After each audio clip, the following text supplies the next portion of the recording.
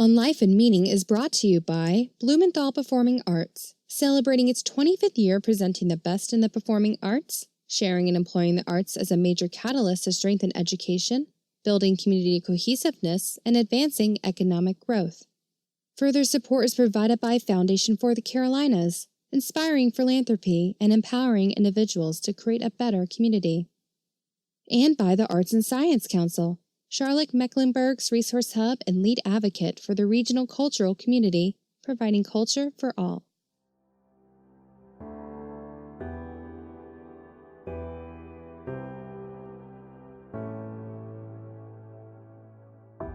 I seek out different experiences wherever I can, and I'm curious how those experiences could change me or what I could learn from them. But also I think curiosity matters, because what I have tried to do wherever possible is see the world through other people's eyes, whether it was in storytelling or whether it's in managing or coaching, or whether it has been in my work with Center City Partners, where I work with a variety of different neighborhood leaders, community leaders, business leaders, with a variety of different backgrounds and experiences.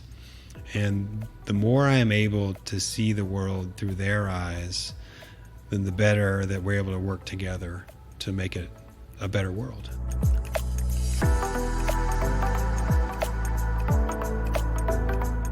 Richard Thurmond is Senior Vice President of Community and Economic Development for Charlotte Center City Partners, a placemaking organization for the Center City of Charlotte. He guides special projects and business recruitment efforts that make Center City Charlotte a more livable, memorable, viable, and sustainable place. Previously, Rick spent 21 years with Charlottemagazine. He served as editor for 13 years and publisher for 4 years. During his tenure, the magazine won national and regional awards for excellence. He has served on numerous community boards, including on the board of Historic South End and Theater Charlotte. In this episode, we explore becoming a writer, the significance of basketball, editing and publishing Charlottemagazine, key decisions that make a life, and the values of curiosity and humility. I'm Mark Paris, and this is On Life and Meaning.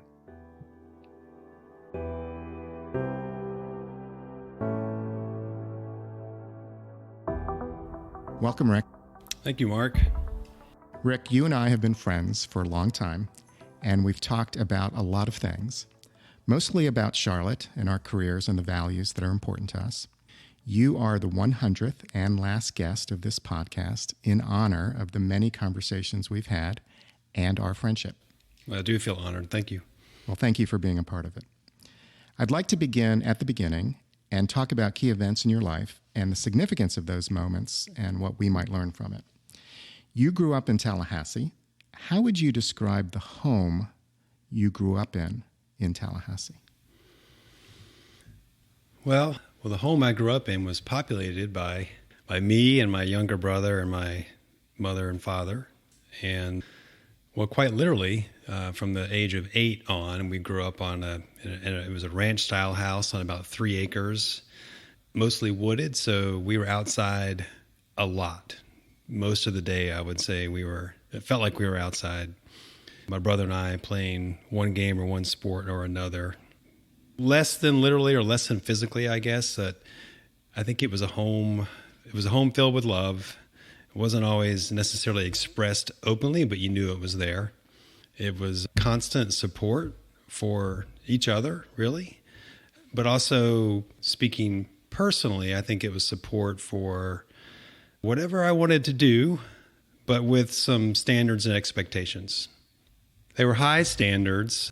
It's tempting to say something like standards of excellence, but I think it was more about just standards of being the best that you could be, of living up to your own talent and potential, working hard at that thing, whatever it was you were working on, whether it was math homework or yard work or a writing assignment or cleaning your room, whatever the case may be. And I'm not going to pretend that I was great at living up to those things all of the time, but I think the the cumulative lessons have informed who I am today.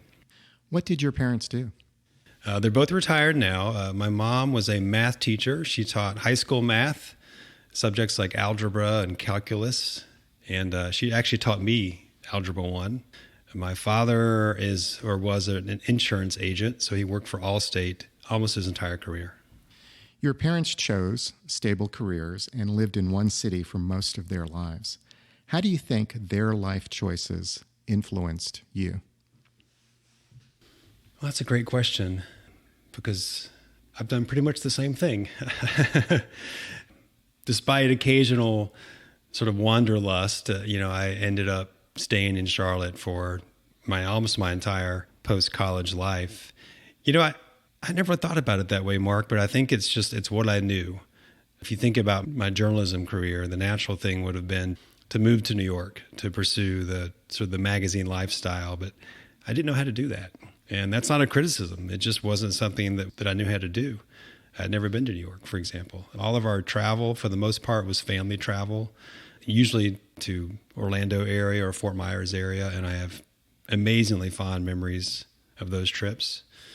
As far as the stable career part, that probably was something that, especially I think more from my father's side, that did rub off on me, so to speak. It was a little bit of that generation's values of you make your way in a career, you put in the time and you excel where possible and work your way up, I suppose. And I guess I took that to heart without even realizing it. Rick, when you think about your interactions with your parents growing up, what did you learn from them? It wasn't like they would sit down over the dinner table and impart words of wisdom or lessons necessarily. I think it was a lot more learning by showing, which I think is also the way I've tended to operate in my life, come to think of it, as a manager or leader. I think I also learned a generosity of spirit. My mom was one of the smartest people I know. She chose teaching as a profession. She looked at teaching as a service, as a calling. And she always went above and beyond, even as a teacher, whether it was a class sponsor or a chaperone or whatever was needed at school, she did. She also volunteered at church. She volunteered civically around the city. And again, it wasn't like we sat down and she preached the value of doing those things. She just did them.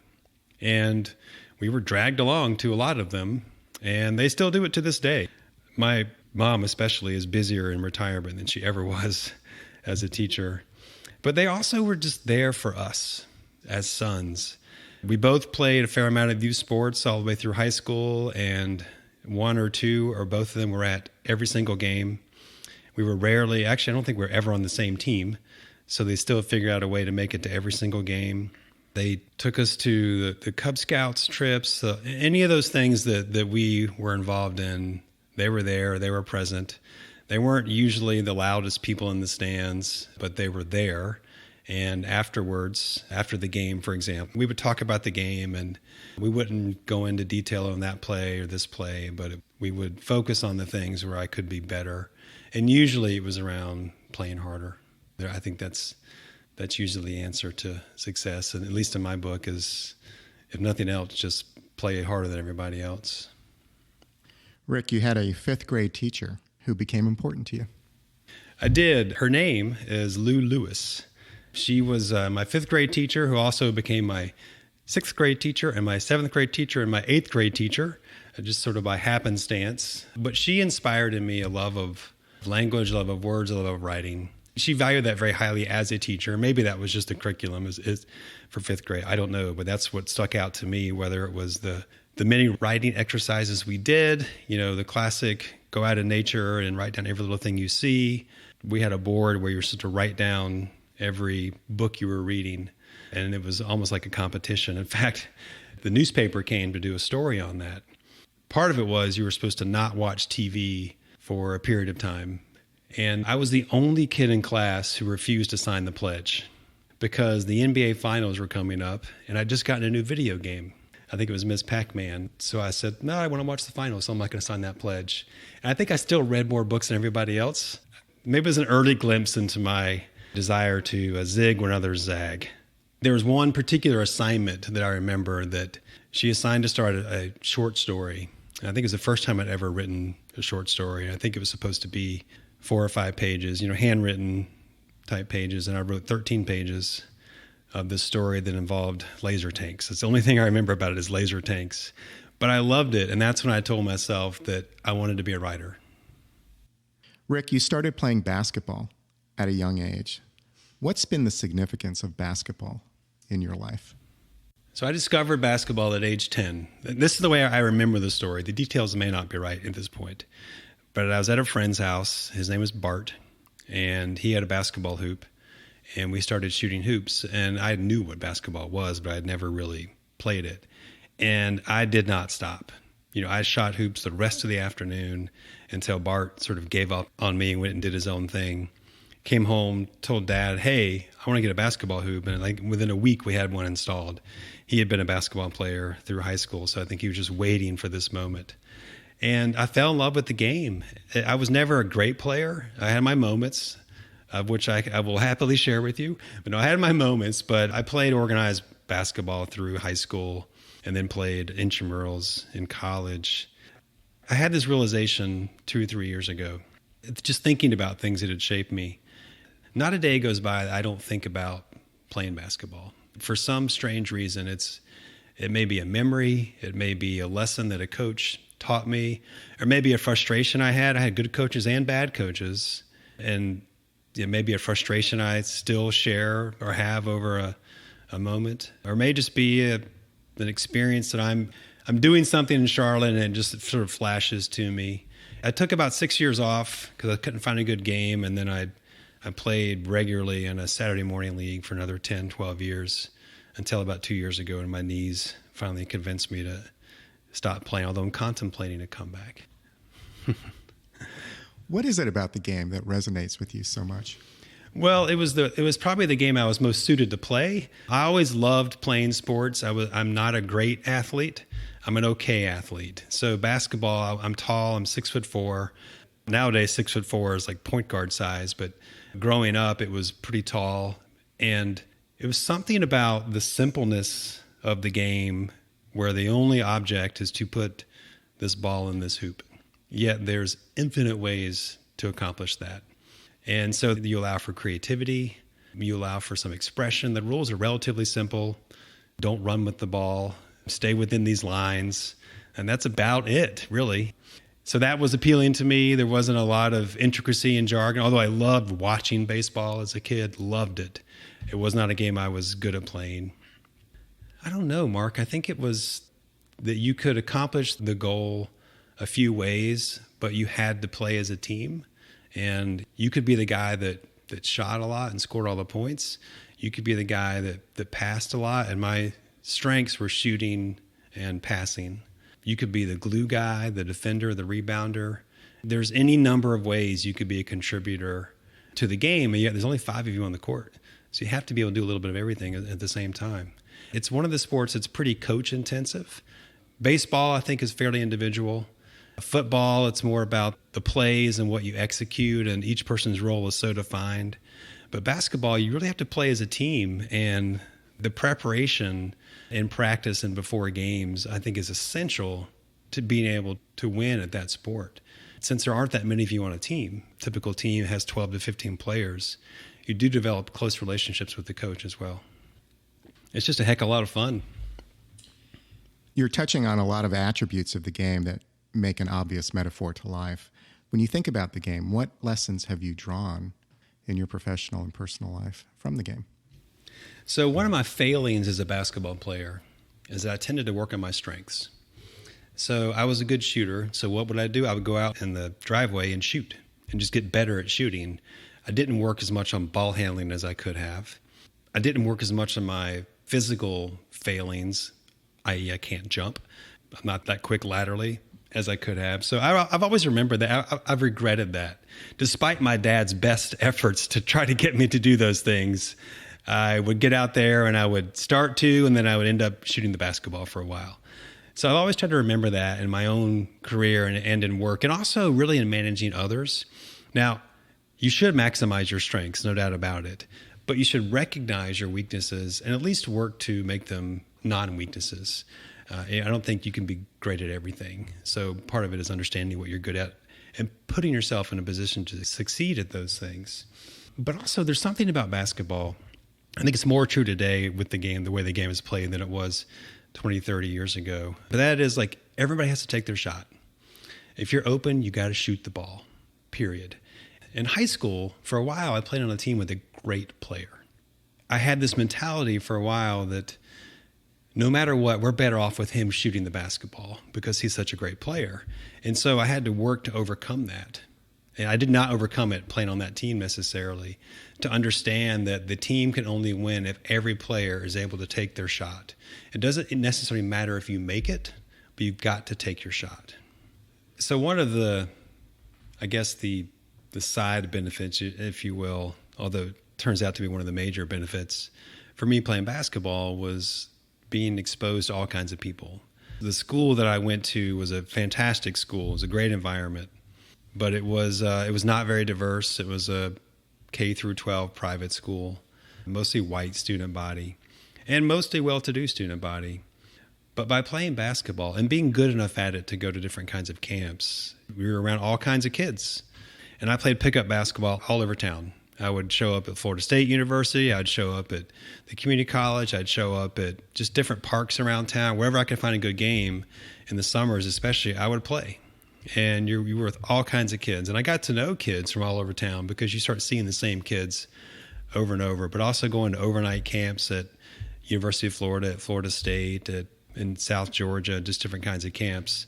You're thrown in with kids. You're put on teams with other kinds of kids, and you see them all as players. That's all they are. And if I'd chosen a different sport, I wouldn't have had that opportunity. That's really benefited me later in life, as I then went to Davidson College, which was at the time especially, it was more diverse than my high school, but not as diverse as it is today. So playing basketball was just this opportunity to be around all kinds of people different from myself, but on the same playing field, so to speak. When you were in high school, who did you want to be? I did not know. Once I realized I wasn't going to be a professional athlete, which was pretty early, actually. In terms of what I wanted to do, I certainly didn't know the answer to that. I think I harbored visions of becoming a writer or a sports writer or journalist, but I wasn't entirely sure. It probably wasn't something I thought about a whole lot. I don't think I was the kind of kid who was always planning his or her career out multiple steps in advance. I was the kind of kid who was at least acquaintances, if not friends with everyone. I floated between different groups. I did have a core group of good friends, and a few of which I remain in close touch with today. It was a small school. My graduating class had 62 kids. And as I mentioned, my mom taught there. I was there a lot. In fact, my class, if I remember correctly, of 62, something like 10 of us were teachers' kids at the school. So we almost had a different bond because we were there a lot after school and just hanging around each other beyond school hours, for better or for worse. I think I was sort of in the process of figuring out who I wanted to be, because I wasn't a popular kid, but I wasn't unpopular. I wasn't a jock, but I was an athlete. I wasn't student body president, but I did serve in student government. So I sort of dabbled in lots of things. Rick, you went to Davidson College. Why Davidson? So there were certainly things about Davidson that appealed to me. The size of it was something that I was looking for. Being in North Carolina just seemed like an amazing place to go to school. It was, for a Tallahassee boy, it was just far enough north. It had the word north, in the name of the state. So, but it wasn't far enough away that it was just too hard to get to, or would be too cold. Although I vividly remember that first winter, and it was the coldest I'd ever been in my entire life. But honestly, it was a process of elimination. As we went through the traditional spring break college tour, and then I applied to probably a dozen different schools, and the things I was looking for were some semblance of an athletic program. Not that I was going to participate in it, but I wanted to at least go to games and enjoy that piece of it. Growing up in Tallahassee, you were exposed to that. We were heavily exposed to that as kids. We went to every football game, most basketball games, most baseball games. I was hoping that there would be a journalism program. It wasn't a requirement, but most of the schools I looked at did have a journalism program. As it turned out, Davidson did not. It's a liberal arts college. There was no journalism degree. But I think it just ended up feeling more right than the other options, if that makes sense. And I was lucky enough, extremely lucky enough, that my parents gave me the latitude to choose the school that I thought was the best fit for me. They didn't pressure me to choose one school over another. And again, extremely lucky not to have to worry about the finance side of it. Rick, like many Davidson students, you studied abroad. You studied abroad in Avignon, France, your first extended time overseas. What was that experience for you? First time at all overseas. That was a wonderful, unique experience for me. Davidson had a year-long program in France, and that was the only option they offered, and I didn't want to go for a year. So I guess much like that moment in fifth grade where I just chose the option that was the best fit for me, I researched and found that this school that was really, it was called the Institute for American Universities, and there were something like 15 or 16 different colleges, maybe more than that, represented there. You could just go to it. And so there were 45 of us thrown together from that many different schools. I didn't know anyone. I lived with a family, and I wasn't what I would call fluent. It was not my major. I took French through high school, through AP French, and I remember in high school, my junior year, we had the opportunity to go to Paris for a week. And I told myself, I will study abroad in France, and I will take enough French for me to be able to do that. So that was my only goal in taking French, was to study abroad. And so I accomplished that goal. Yay. So it wasn't about the language for me. It was more about the experience that I wanted. And I flew into Paris and took the train down to Avignon and got off the train and did not know a soul. Later on, a girl that was in my program said, I saw you on the bus. And I took the bus to where I needed to go. And I saw your Nikes, and I thought, he's an American. I bet he's in our program. I remember that first day I found a pool hall nearby and just went in. It was a different game than I was used to, but just tried to play pool with these other teenage kids. And they kind of showed me how to do it, but I was just jumping right in.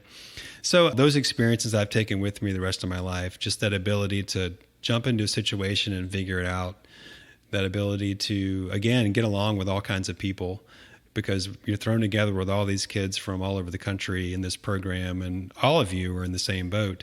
And you're also living with a family. It was a great, great family to live with. One of the things I think I learned too is that people are people. People are people. You're not defined by where you live or what language you speak. We all essentially want some of the same things, and we all share many of the same flaws and a lot of the same traits. I was a much better basketball player over there.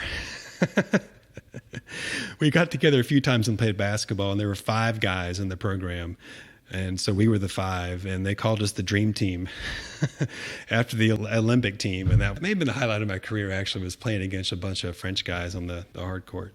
I learned a lot of independence, just traveling around from European capital to European capital. It was sort of the classic, get the Eurail pass and just train around, buy a phone card and check in with your parents every 2-3 weeks. If you wanted to reach a friend, you leave a note up on the hostel bulletin board, hope they saw it 3 days later. That was the only way to communicate with each other. But I had good times and bad times. There were some frightening moments, I would say, and those were learning experiences as well. There is something about study abroad when you go to a new place and everything is new and it tests your character. And then there's this process of gaining confidence in who you are overseas that really becomes transformative. One of my favorite memories is that I actually developed a French Southern accent. As I traveled around France and I would talk, they would identify me as being from the south of France, which I thought was hilarious. But it also is another demonstration that, in a way, people are people, because the Southern accent in France is not unlike the Southern accent in the United States. So it worked out well for me. Rick, what did your Davidson education teach you? Well, it certainly taught me the value of hard work. It was a very challenging institution. And I think everybody would say that. Even the smartest person that went to Davidson would agree. It was the kind of place where for 4 years, if I wasn't studying, then I felt guilty that I wasn't studying.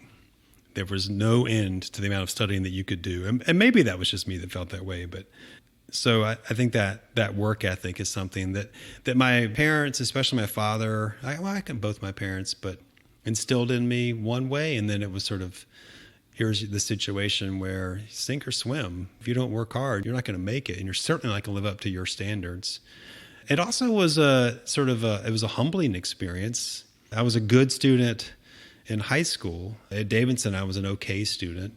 And, I realized that I could study as hard as I wanted to, and I still was not going to get better grades than some of the kids there. They were brilliant. So that was humbling, and I think in a good way. I joked that it was nice to graduate and feel smart again.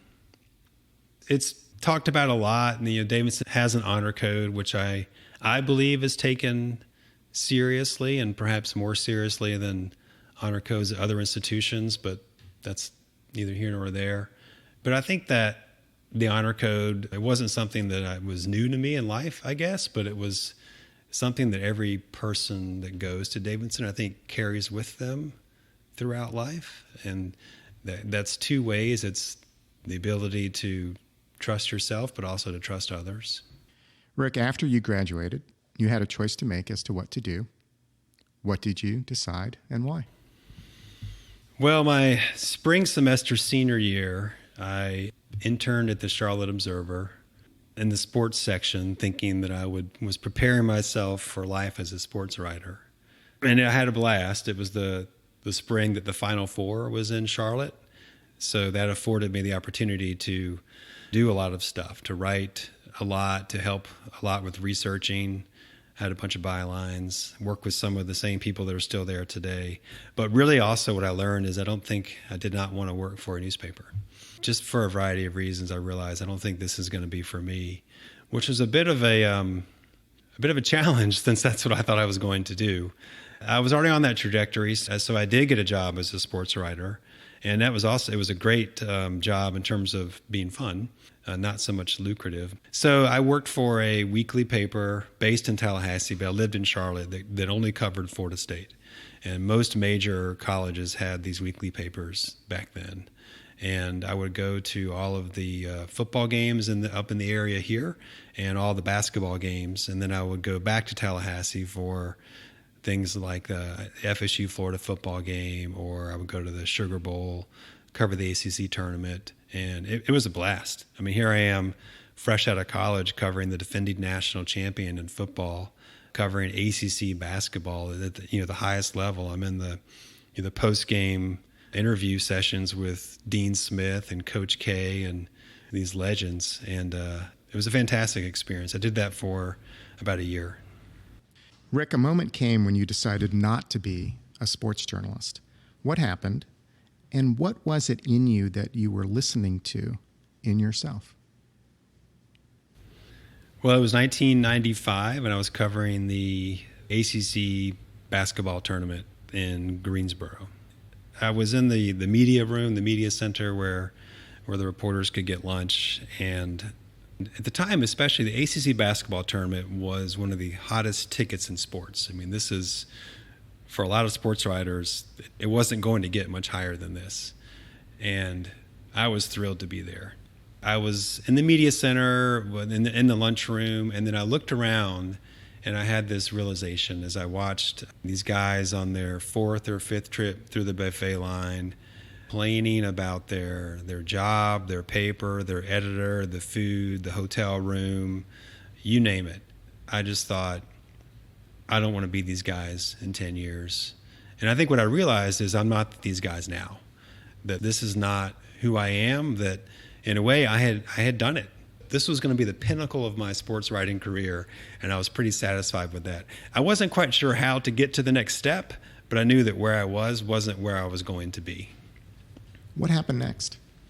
Right after that, I guess I decided I've got to find a job, because that job, while it really was a freelance job, I wasn't on salary, and I started working the Davidson Alumni Network in Charlotte, a very powerful thing, and I ended up in the offices of Charlottemagazine over in this little former house over in Cotswold.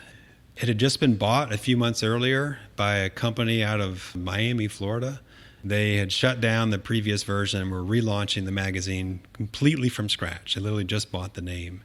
And I walked into the office of Ken Allen, who was a former newspaper editor who had jumped at the chance to be the editor of Charlotte Magazine in its relaunch phase. And he took a look at my clips and he said, well, my friend Agnes sent you and your clips are pretty good, so I can pay you $5 an hour and I can't promise it'll be full time. And I said, I'll take it. Now, I kept the other job. So I kept writing for the Osceola, which was the sports paper, and I kept my job at the record store in Eastland Mall, where I was also working, making a shade above minimum wage. So now I had 3 jobs. But this was the one that felt like it had some potential. Shortly after you started, you had a choice to make because you were offered yet another job. I don't want to overstate that I was this in-demand person with all these job offers flying in. That was not the case at all. But I had applied for a job with, I don't remember the name of it, but the Carolina Panthers, which were brand new at the time, had a weekly paper that covered the Panthers. And John Kilgo, who was a legendary sports journalist who actually is just retired as a longtime voice of Davidson basketball, he called me and offered me a job as essentially a beat writer covering the Panthers. I would fly out with the team on Thursday and fly back on Sunday or Monday and write my story. This seems like a kind of a dream situation, right? So I thought, okay, if I do that, that's 2 to 3 days away from Charlotte Magazine. I'm going to be exhausted in the early part of the week. I'm going to turn that down because Charlotte Magazine felt like where I needed to be. It felt like it had some potential. It felt like it could be special. I was a part of creating something, of launching something. And I think also I had begun to realize that I was interested in more things besides sports. I mean, I think I knew it all along, but I began to realize that I wanted to make my career about more things than sports. And so I turned down that job. Rick, you did start at Charlotte Magazine, which was a startup, a relaunch. Startup magazines can fail 100 different ways.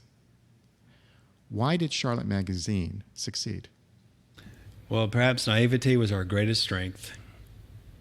I like to think it was because of the quality of the publication. Now, of course, I had something to do with putting that publication together, so it makes sense, I would think that. But I actually believe that. We came along at a time when the previous versions of Charlotte Magazine had become relatively superficial. Not a lot of integrity was what we were hearing in the marketplace, which is one reason why we just shut it down for a year, really, before we came back again.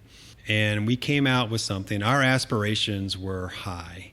Our publisher at the time who started us, I mean, he wanted us to be the New Yorker. He wanted us to be New York Magazine. He wanted us to be one of the top 5 city magazines in the country. And that was our goal from day one.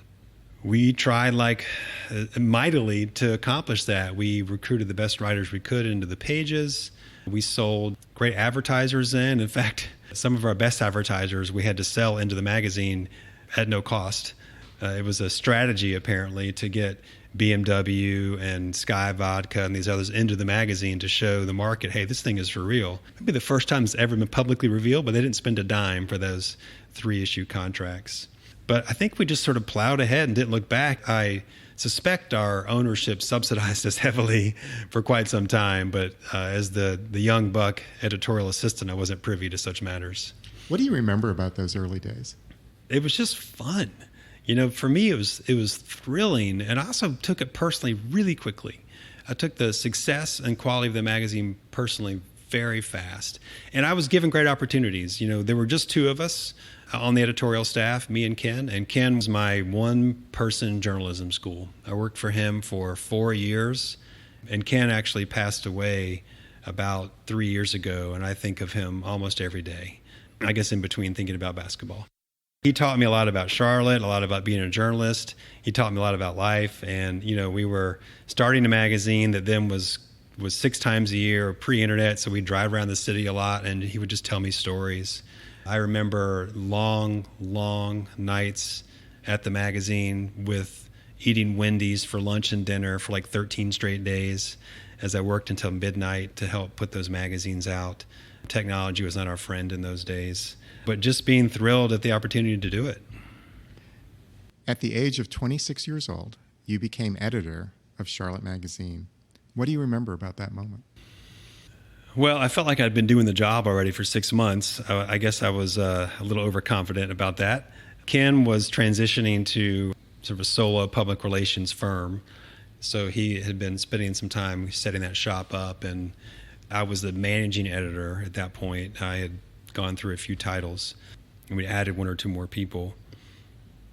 Ken was nice enough, I think, to make sure I got the job, because he knew that I would continue the magazine on the same trajectory of the sort of fact-based storytelling journalism. But I also remember that I had signed up for a conference and as managing editor, and I showed up at this conference in Indianapolis, and my name tag had my title, and I took a ballpoint pen and scratched out the word managing.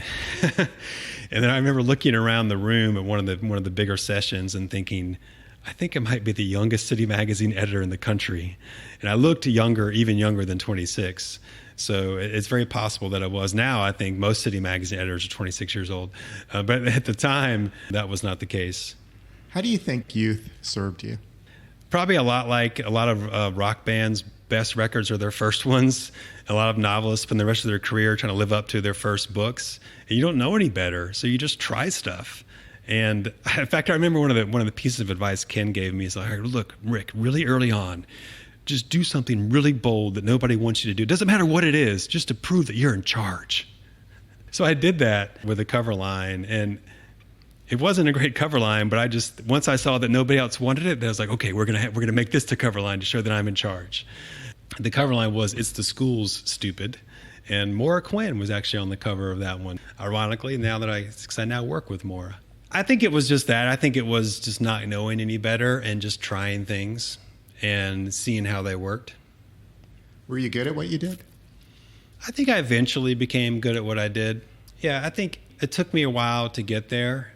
Still to this day, I'm my own harshest critic, and I was the magazine's harshest critic. I could not stand to look at an issue when we got it back from the printer. It would take me days to open that magazine.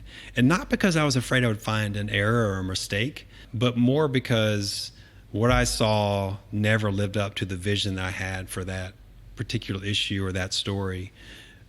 But more often than not, I would find myself looking up an old story a year later or 2 years later, and I would look through the issue and think, that was actually pretty good.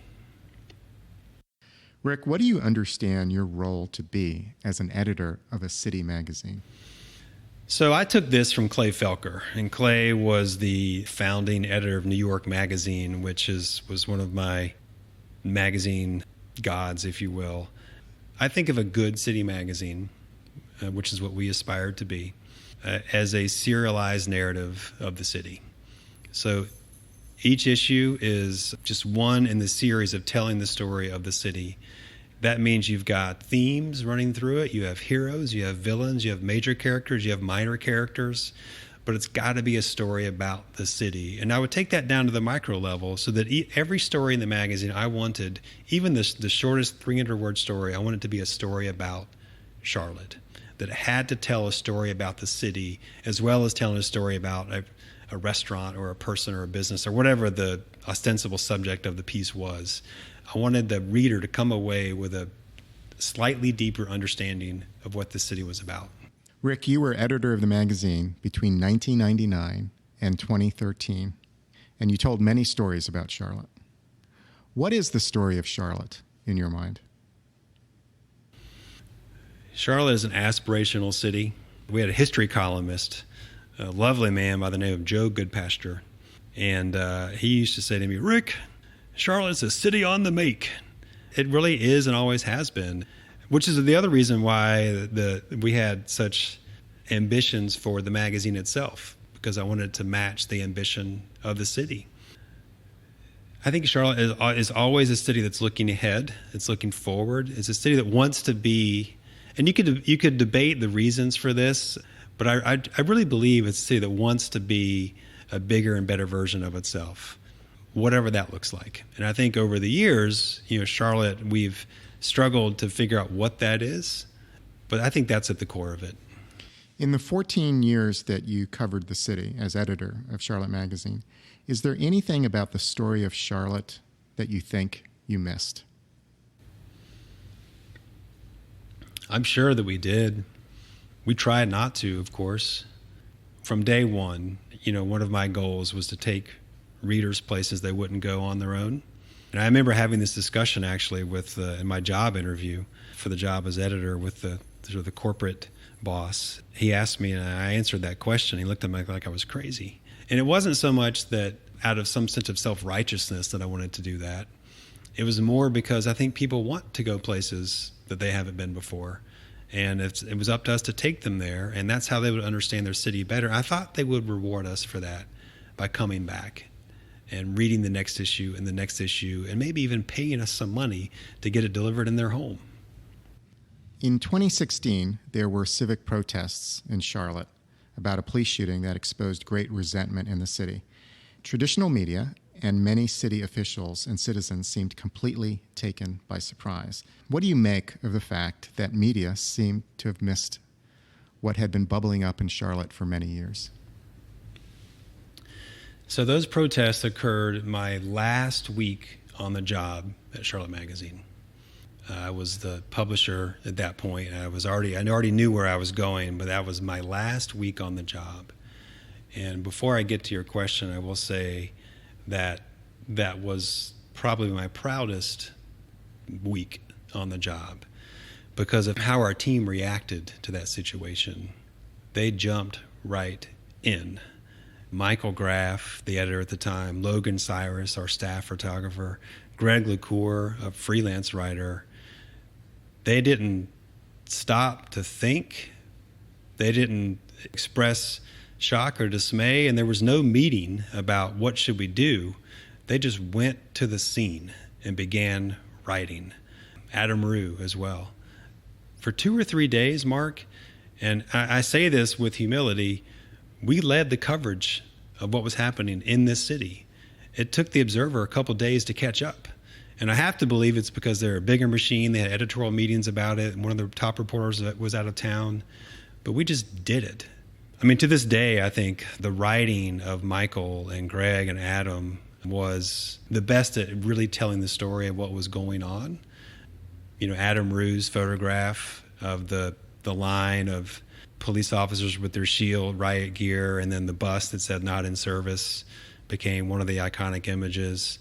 Logan Cyrus's photograph of Justin Carr, just after he had been shot, the protester that was shot and killed, ended up splashed across a double truck in the New York Times in their Pictures of the Year issue. And the reason I'm telling that story and to answer this question, I think, is because our job is to tell the whole story of the city. And leading up to that moment, we had been telling the story of what was going on in bits and pieces. And I don't think our writers and photographer were shocked at what was happening. I think people were surprised at how some of that played out. I don't think our writers were surprised necessarily at what was in the ground that led to it. I think it's also easy to forget sometimes, because of where our civic discussion has gone, that a lot of what the riots were about was the police shooting. Now, we as a city have begun to deal with systemic issues like affordable housing. The instant anger was over the police shooting. That was happening nationally. We were one of a series, tragically, at that time. So I think some of the emotion was around that. I can't really comment on other media's reaction to it. Rick, I'm asking the question because the title of the magazine is Charlotte Magazine. Mm-hmm. And I'm asking whether, for the many years that you were editor and publisher, you were telling a story about one part of Charlotte, not truly being a magazine about the whole of the city of Charlotte. Certainly, we had a target demographic for the magazine as part of our business strategy. And that target demographic, as we would say, is the top quarter of the market. So we would tell our advertisers, these are our readers, the top 25% of the market. And by top 25%, we mean income level. By definition, if it's the top 25% of income and education, it's going to be majority white, absolutely. That is not the way we looked at it, of course. It wasn't like we sat around and said, okay, these are stories for white people. In fact, I think we worked really hard, and I think you can see that legacy today to tell stories about all kinds of people. I was very conscious as editor as to who was photographed in our magazine and who wasn't. I wanted all kinds of people to see themselves in the magazine. Now, in our 120-page magazines, half of which are editorial pages, did we cover every inch of the city? Absolutely not. We didn't try to. In fact, Ken taught me that one of the great freedoms of editing a magazine is that you can tell whatever stories you want to tell, that you are not the newspaper. You don't have an obligation to report every single thing happening in the city. And flip it around, the newspaper does have an obligation to report everything happening in the city. That was not our obligation. So we focused more on telling stories that would help readers understand and get the most out of living in their city. We certainly had our share of lifestyle coverage as well. We covered restaurants, we covered cocktails, we covered more restaurants. We used to joke that if we surveyed our readers and just gave them what they told us, it would just be a magazine of nothing but restaurants. So one of the jobs of an editor is to give readers something they didn't know that they wanted. Rick, magazine editors build a career going from smaller markets to larger markets. You chose to stay in Charlotte. Why? So I spent the first part of my tenure as editor thinking that I would do that, thinking that I would put in some time and then pursue whether it was a bigger city magazine or a national magazine. That's what I figured I would do. I think, as I mentioned earlier, I didn't really know how to go about navigating the New York magazine scene. But also, I think over time realized that, a little bit like being a sports writer, that I enjoyed reading those magazines and I enjoyed reading about the lifestyle and culture of editors in the New York scene, but I didn't really want to be in that scene. That wasn't really who I was. I also began to realize, and I would tell people this, that it's a big world. There's lots of things to do, and I didn't think I would be in magazines forever. I wanted to try other things at some point. I didn't know what those things were. I could never figure out anything I wanted to do more than what I was doing, so I stayed for a long time. But I think I also realized what a special opportunity I had to be on the front lines of this fast-changing, fast-growing, dynamic American city. What a gift to be able to tell those stories on a monthly basis and then eventually a daily basis with the rise of the internet, that one day I would look back on that as an amazing opportunity. In fact, I will say, to till the day that I die, that being editor of Charlotte Magazine was the best job that I ever had. Rick, in November 2015, you wrote an article for Charlotte Magazine called "Can Charlotte Make You Happy?" The article explored our pursuit of happiness and our relationship to the place that we live. I'm wondering if you might read this excerpt of what you wrote. So I was the publisher at the time. I was assigned this piece by my editor, Michael Graff, and it took me a while to decide whether or not to do it. And finally I walked in and I said, you know what, Michael? This is all I've been thinking about for the last 20 years. Of course I'll take this assignment. So here is what you just handed me, and I haven't read this in a long time. So this is a quote. For years, I couldn't shake the feeling that things were happening, really happening, in other cities, and I was missing out. Most were fantasies of moving to Brooklyn or Boston or Chicago. It's not that we were unhappy here. It's that we were convinced that another, bigger, fancier place would make us happier just by existing in it. We never left. Maybe we didn't know how. Maybe we didn't have the courage. Maybe we possessed more wisdom than we knew. What comes to mind when you read those words? It kind of holds up, Mark. I think it's 100% accurate. Saying we didn't know how is an excuse. Clearly, I could have figured that out. I figured out how to navigate a foreign country, and I barely spoke the language. The courage piece, maybe. Leaving behind a network and friends and some family close by. But it was probably was the wisdom of just understanding where we were in this place that we're in and our chance to be a part of that. Rick, in many of the conversations we've had over the years, we've talked about the opportunity costs of our decisions. Is there a life you didn't live that you wanted to live? So I don't know if I call it a life necessarily, but two things. One, while I felt really lucky to have gotten the job of editor of Charlotte Magazine at age 26, I also felt kind of slighted because I didn't get a chance to write. What I wanted to be was a writer, and all of a sudden I was the guy hiring other people to write. I never had time to write the stories I wanted to write. And I always felt like, too, it's great to be editor because you can write the stories you want and assign the rest to other people. But it just never worked out that way. So that was a regret that I've lived with to some extent, but it was for a good reason. But the other thing is, and you and I have talked about this a little bit, but I don't think I've ever said it quite this way. And I realized it actually by listening to one of your early podcasts, that I think I've spent my entire professional career trying to muster up the courage to write a novel. It's not that I've made other choices that have precluded that necessarily, but it's just trying to give myself enough courage that I have something to say, that I have a story worth telling, that anybody would want to read, that I have enough work ethic to put in the time. I've given myself 1,000 reasons not to do it. I haven't quite chipped away at those reasons yet. So that's the one thing that hopefully I'll get around to one day. That and being more outdoorsy. Rick, you just described your time at Charlotte Magazine as the best job you'll ever have. Why did you decide to leave the magazine? I had the best job I'd ever have. Didn't mean I had to have it forever. So I won't say that I was looking to leave. So first of all, the best job I'll ever have was editor. After editor, I became publisher for 4 years.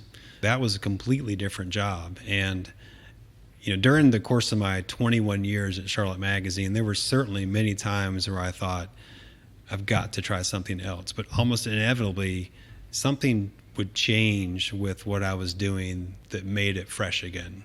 And so the chance to become publisher was certainly one of those things where the publisher at the time was moving up in the company, and she came to me and said, hey, we're going to need a publisher here. I'd worked alongside her since the beginning. And you're my first choice, so think about whether you want it or not. I didn't really.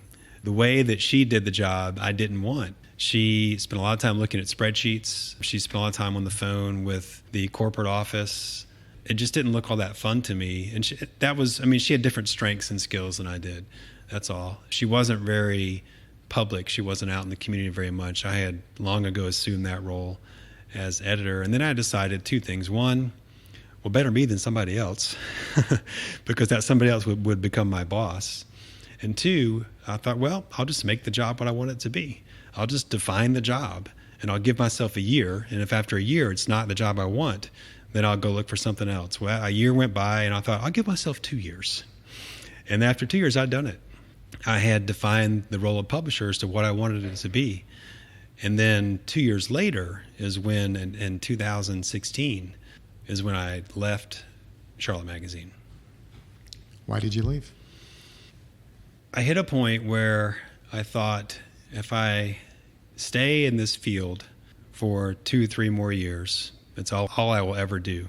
At the time, I think I was 44 years old, and I just felt like that I needed to try something else.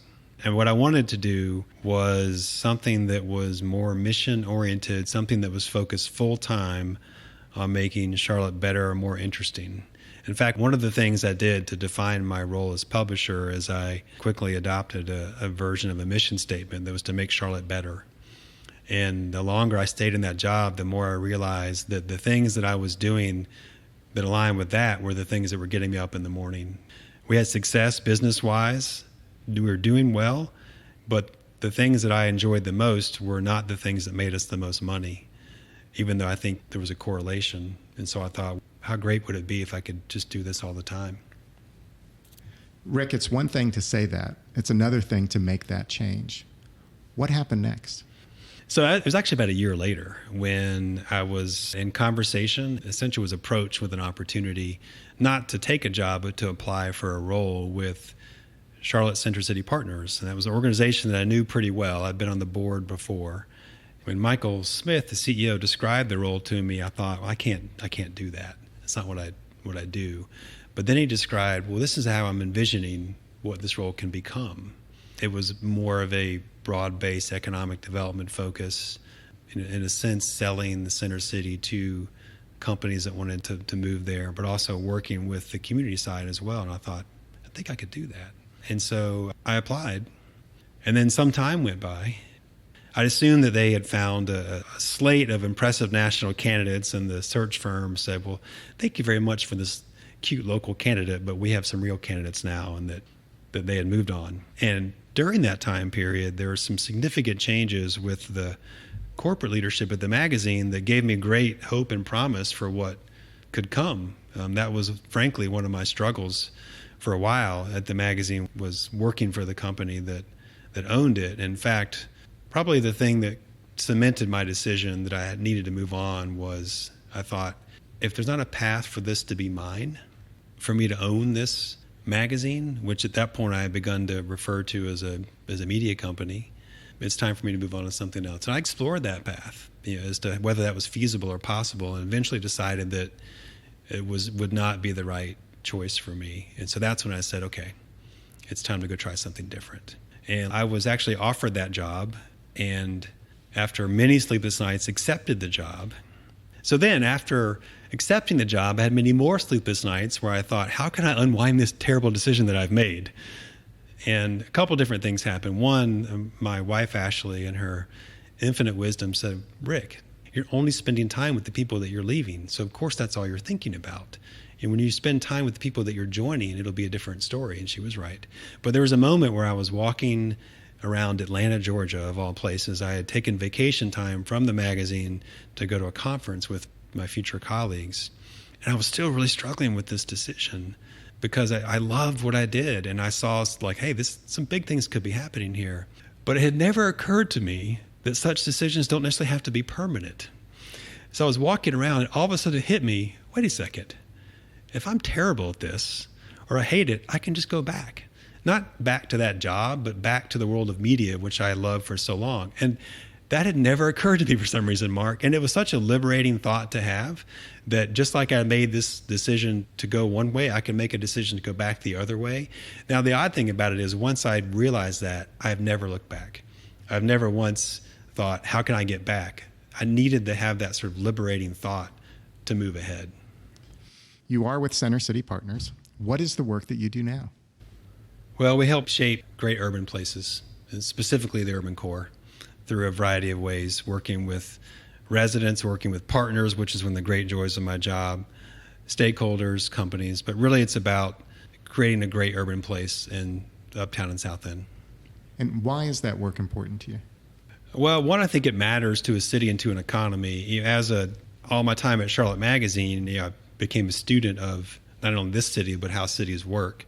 And it's pretty clear that the best cities have great downtowns. And so I think that's important for a number of reasons, not just economically, but socially and culturally as well. So I think at a large scale that matters. Also, in my time volunteering with Center City Partners, I realized that so many times when I left a meeting, I felt energized and excited, and I thought, I want that feeling all the time. And I think there's something about city building that's just exciting, because these are big, grand projects. In fact, when I talked to Michael Smith being our CEO, I asked him, well, what do you think the biggest change for me will be? He said, the pace. You're used to putting out a magazine once a month. We work on stuff that may take 10 years to realize. But then the ability to, much like a magazine, the best part about it is you have this physical evidence of all of your work every month. You get to look at it and say, I helped do this. You could imagine being able to do that with a city.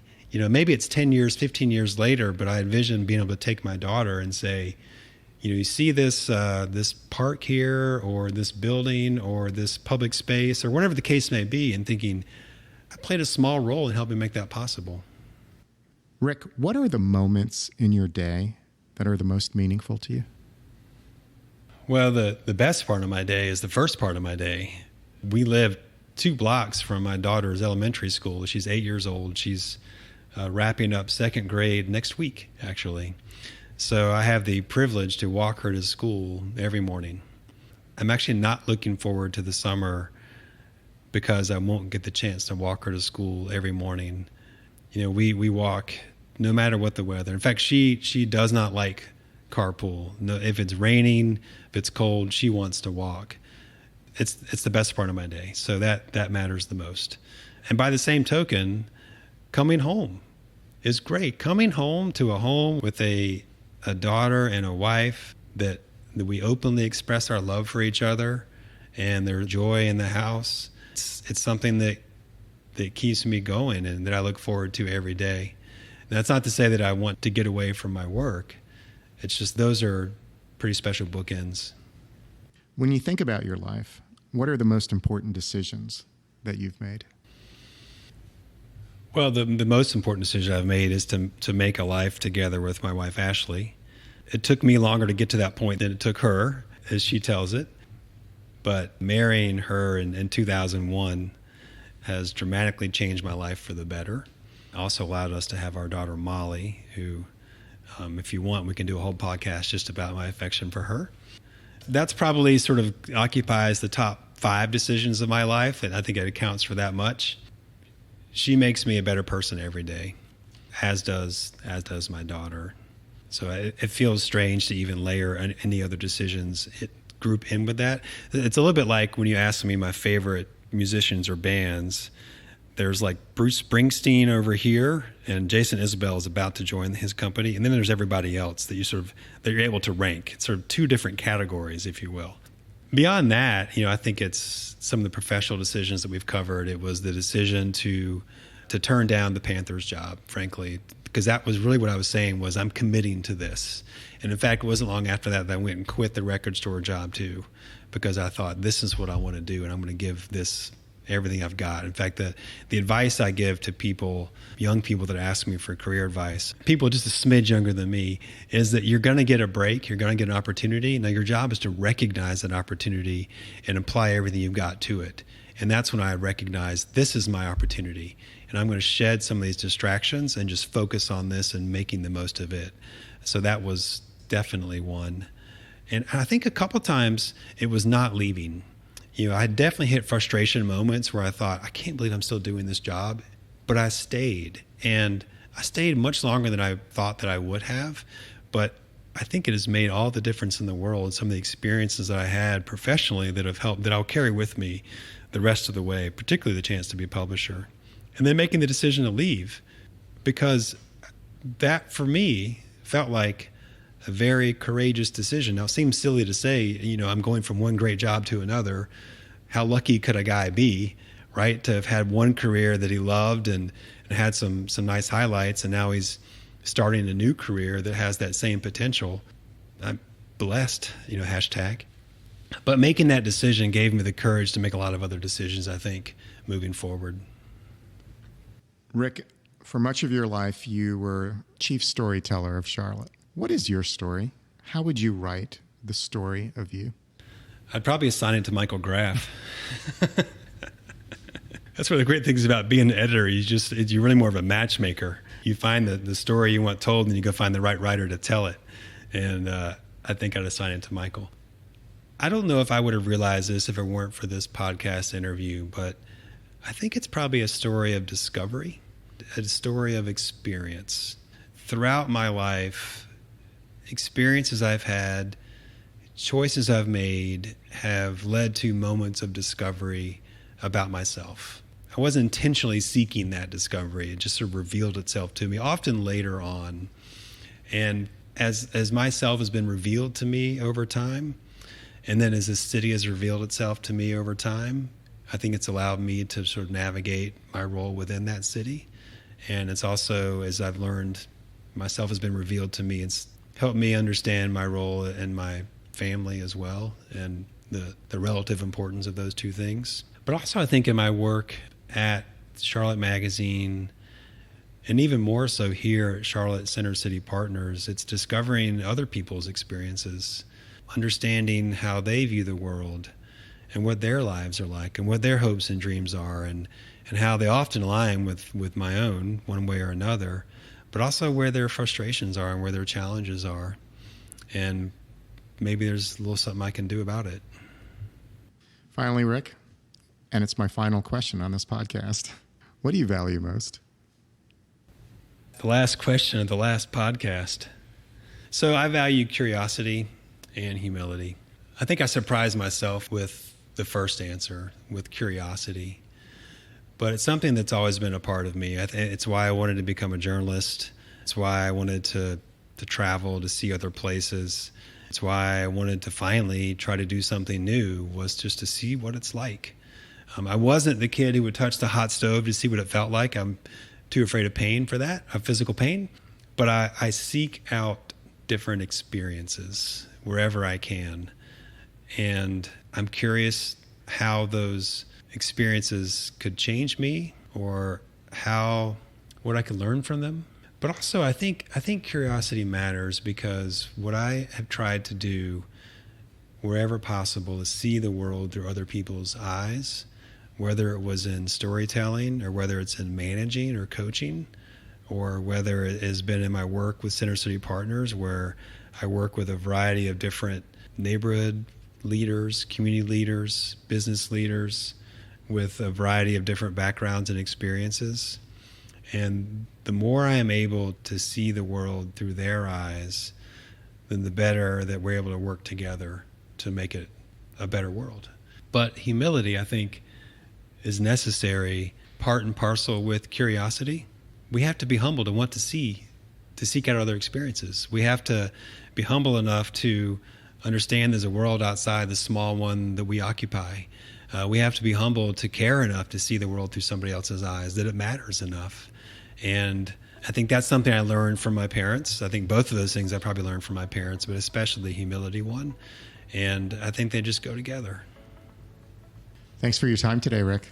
Mark, thank you. And thank you for doing this podcast. I think it means a lot to this city, and I think it's meant a lot to every single person you've interviewed.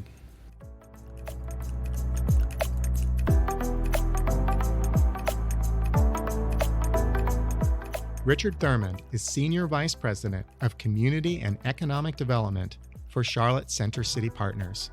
He earned a BA in English from Davidson College.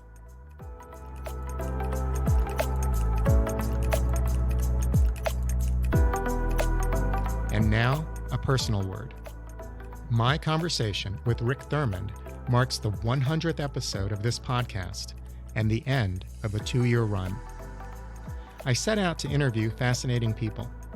I did so with a sense of mission, wanting to value truth and beauty, to pay attention, to honor thoughtful and meaningful connection. I don't know to what degree we succeeded in fulfilling that mission, but I do know that these conversations have deeply inspired me. In my remarks in episode 1, I said that every person has a story. Of course we all do. I asked Rick how he would write his story, and he said his life has been one of discovery. I entitled his episode, A Story of Discovery, and of course, that might as well be the subtitle of this podcast.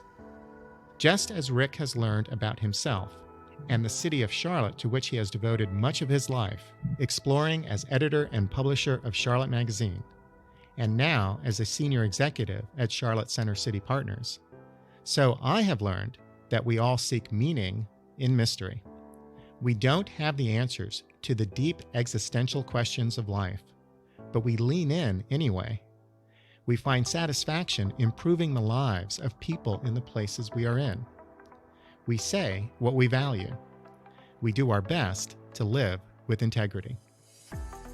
There are 2 traits that I found in common among all the guests of this podcast. First, their imperfections are the source of their strength. They step into their insecurities. They step into their doubt. I have a quote over my desk that says, "In the cave you fear to enter lies the treasure you seek." They face their fears and they go on to wonder and create and do great things. Second, all the guests of this podcast experience love. Love protects and validates them. A love of a parent, a spouse, or a friend, or the love of God, allows them to love themselves and to love others. Love gives them the great strength and resilience to overcome challenges and be real and honest human beings in their imperfections. A few words about Rick. I don't remember when and how we first met. I think we met as part of the City Committee, a group of young city boosters led by Scott Seifert and Charles Jonas, two Charlotteans deeply rooted in the history of the city. The City Committee met sometime during 2000 and 2003 and included Amy Ossaker and Michael Smith, who have been guests of this podcast. The City Committee acted as a roundtable for emerging city leaders, and it was a heady time as everyone on the committee had big ideas. Shortly after I launched Charlotte Viewpoint, I reached out to Rick because he was the editor of a magazine with resources and staff and lots of stuff that I could only imagine having. Rick and I met to talk about editing and publishing and the city of Charlotte. We met at the Village Tavern sometime in 2004. For many years afterward, we talked regularly over lunch or over drinks, and in one form or another had the same conversation. What's going on in the city? What's a good story to tell? Who's doing good work? Could we do something together? In having those conversations, we began talking about ourselves. Are we doing what we want to do? Is there another choice we might be making? What's next for us? We chased the perfect hamburger. We had our haunts, the Comet Grill, the Liberty, Fran's Filling Station. We then moved to drinking old fashions at the Cellar and at the Imperial. We became friends. Rick and I have been talking for 15 years. Today, we talk about family and travel and books, and always the city. My wife Laura and his wife Ashley are alike in many ways. My daughter Shelby and his daughter Molly are kindred spirits.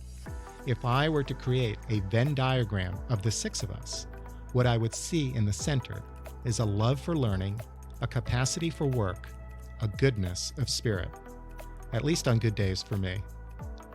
Shortly after I started the podcast, Rick and Ashley and Laura and I were having drinks at ... a speakeasy where we had to knock on the door 3 times and say a password to get in. Not really, but it felt that way as we waited for a table. I asked Rick that night if he would be my 100th guest. Rick agreed, but 100 seemed a long way away. That's probably why he said yes. He wouldn't have to think about it for 18 months if I stayed on schedule. 18 months later, here we are. Rick embodies for me what is best in our community. He is someone who is smart, loyal, and kind, who takes his shot when he is open on the court. There's a lot for me to think about as this podcast ends.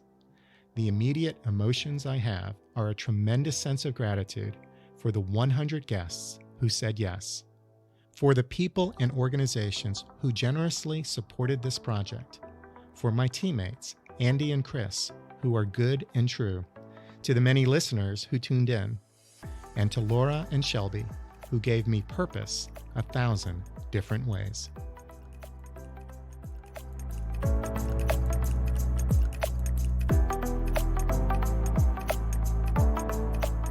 This is Mark Paris, and you've been listening to On Life and Meaning. Additional support for this podcast is provided by the UNC College of Arts and Architecture, celebrating a decade of creative education in the arts and design. Thank you to our funding partners, and to my teammates, Andy Go, producer of the show, and to Chris Curriton, art and media director. This is how you can help. Please write a review on iTunes. It helps us grow our audience. Follow us on Facebook and Twitter. We'd love to hear what you think about the show. And become a patron. We are on Patreon, a crowdsourcing platform that allows you to support what you value at a level you choose. Visit us also on our website on lifeandmeaning.com. Thank you for listening.